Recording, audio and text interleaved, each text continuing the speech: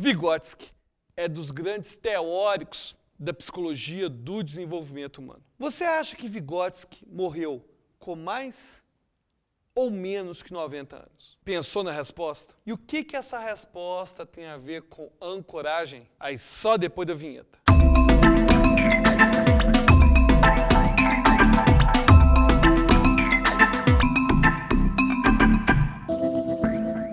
Olá, eu sou Alberto Delísula, sou professor de psicologia, professor de hipnose, e nesse vídeo vamos falar de ancoragem. Agora, ancoragem vai ter duas definições totalmente diferentes. Uma para psicologia e outra para hipnose, para PNL. Na psicologia, esse fenômeno de ancoragem é muito bem descrito por Kahneman no livro Pensando Rápido, Pensando Devagar.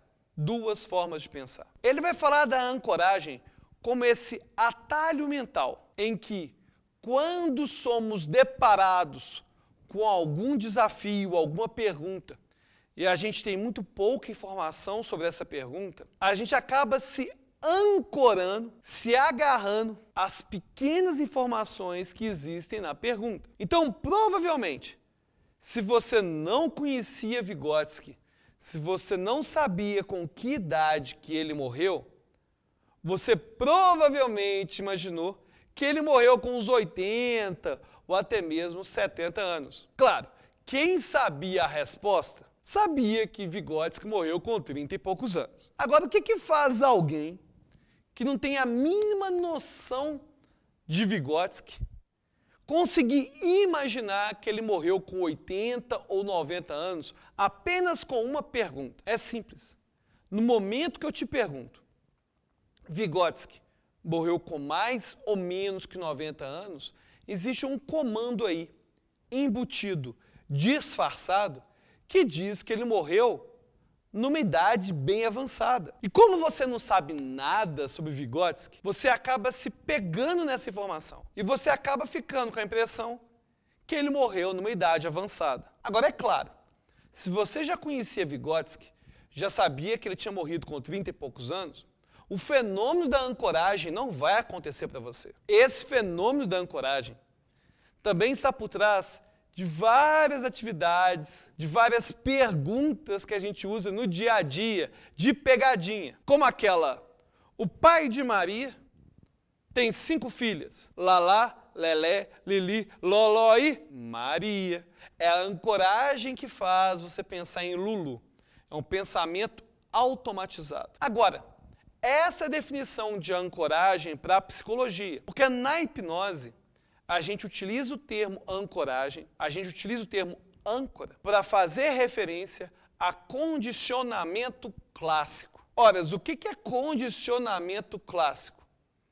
Condicionamento clássico foi inicialmente descrito por um fisiologista russo chamado Pavlov. Pavlov ganhou o prêmio Nobel por identificar que a composição química da saliva do cachorro se alterava de acordo com a comida que era apresentada para o cachorro. Impressionante, né? Início do século XX e o cara percebe isso. A saliva do cachorro se altera de acordo com a comida que é apresentada para o cachorro. Agora, Pavlov não tinha realmente interesse em aprendizagem, ao menos no início ele não tinha realmente esse interesse. Ele queria estudar saliva de cachorro. Mas ele percebeu uma coisa bem interessante. Ele percebeu que o cachorro salivava de forma instintiva quando via comida. Tudo bem, nenhuma novidade até aí. O cachorro vai salivar, é um instinto dele quando vê comida. Agora, o que Pavlov não imaginava é que o cachorro ia começar a salivar bem antes da comida. No momento que o cachorro ouvia o cuidador que ia dar comida para ele, chegando no laboratório, ele já começava a salivar. Aí Pavlov começou a perceber algo que ia mudar a história da aprendizagem para sempre.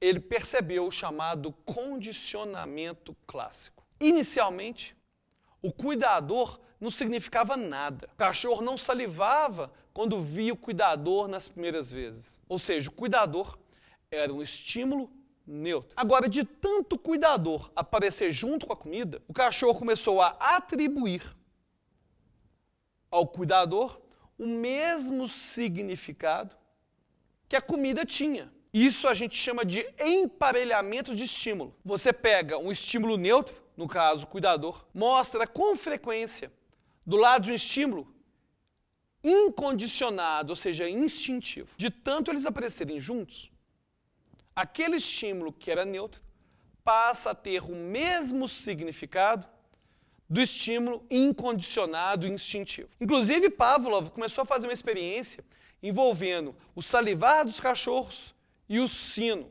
Pavlov começou a fazer o experimento de bater um sino pouco antes de apresentar a comida para o cachorro. Inicialmente, o sino não causava nenhuma alteração no comportamento do cachorro. Mas de tanto o sino aparecer antes da comida, com algumas repetições, bastava bater no sino para o cachorro começar a salivar. Ou seja, o estímulo neutro, no caso o sino, começou a ter o mesmo significado daquele estímulo incondicionado. E na hipnose, a gente amplia esse condicionamento clássico não apenas para a fisiologia, mas para falar também de pensamentos, de estados emocionais. Muita gente tem uma experiência muito ruim com o celular.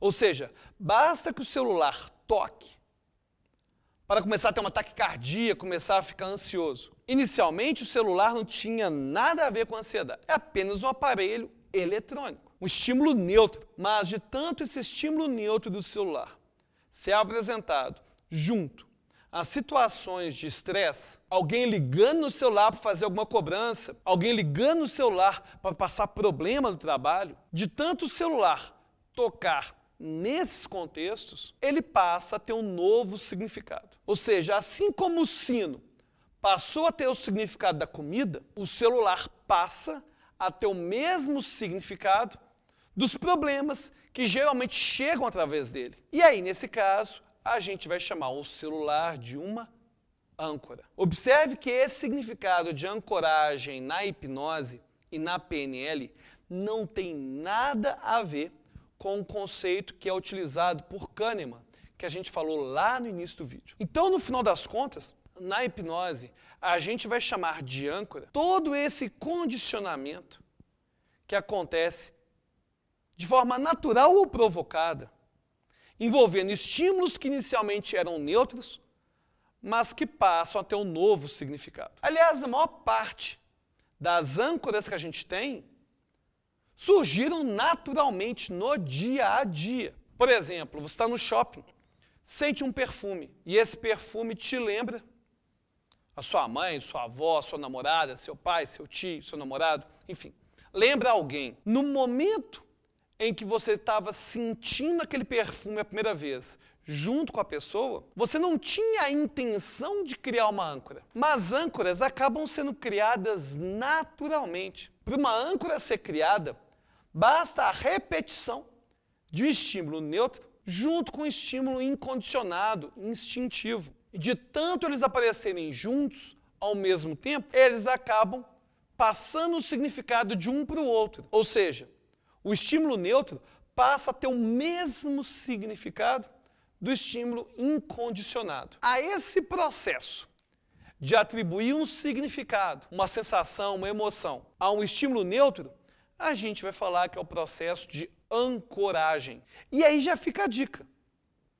Quando você vai criar uma ancoragem, uma âncora de local seguro, por exemplo, é importante que a pessoa esteja realmente sentindo, pensando o local seguro. Porque se a pessoa não tiver realmente sentindo o estado associado ao local seguro, sentindo as emoções associadas ao local seguro, não vai ser possível aquela âncora ser estabelecida. Porque o estímulo neutro, que no caso pode ser uma mão fechada, pode ser, enfim, um braço, pode ser um toque de duas mãos, de pé, pensamento, não importa. O importante é que, durante esse ritual da ancoragem, é importante que eu tenha um estado, que eu tenha uma emoção. Senão, aquele estímulo neutro no caso a âncora, não vai conseguir realmente pegar o mesmo significado. E aí, já conhecia essas definições de ancoragem? Merece um like, hein? Dá o like agora, pelo menos 500 likes nesse vídeo do Albertinho. Já conhecia essa distinção da ancoragem para a psicologia e da ancoragem para a hipnose? Então comenta aí no vídeo. Quer saber de mais vídeos como esse? Então inscreve no canal, ativa o sininho e até a próxima.